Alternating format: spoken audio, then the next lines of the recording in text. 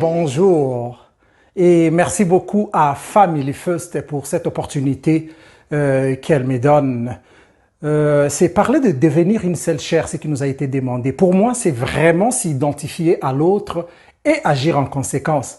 Cela signifie que je n'ai plus une identité qui m'appartient moi-même comme avant. Je partage tout, je dis bien tout.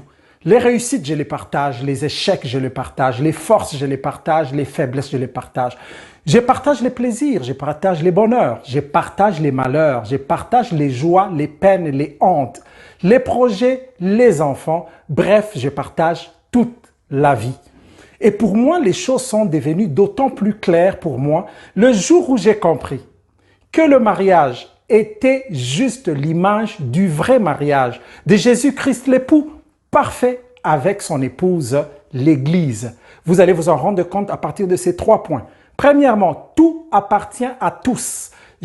Dans Jean 17, Jésus dit « Tout ce qui est à moi est à toi, et ce qui est à toi est à moi. » Et puis il dit dans le verset 21 « Qu'ils soient parfaitement un comme nous sommes un. » Ça veut dire « Tout appartient à tous. » Deuxièmement, on s'identifie à l'autre. Dans Actes 9, 5, alors que Paul persécutait l'épouse qui est l'Église, l'époux parfait Jésus lui demanda « Pourquoi me persécutes-tu » Jésus ne s'est pas identifié à lui, mais à son Église. Troisièmement, la femme est membre du corps du mari et vice-versa. Éphésiens 5, 28, 31 nous dit « Jamais personne n'a haï sa propre chair, mais il la nourrit et en prend soin. » Chaque marié a donc l'obligation d'aimer son ou sa partenaire comme son propre corps.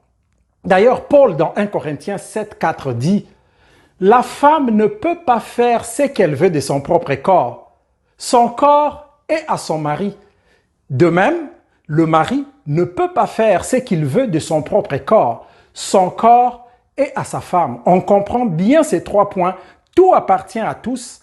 Le corps appartient à l'autre. Et pour terminer, je dirais merci à Emmanuel et à Joël pour ce beau travail. Longue vie à Family First. Que le Seigneur vous bénisse. Bye bye.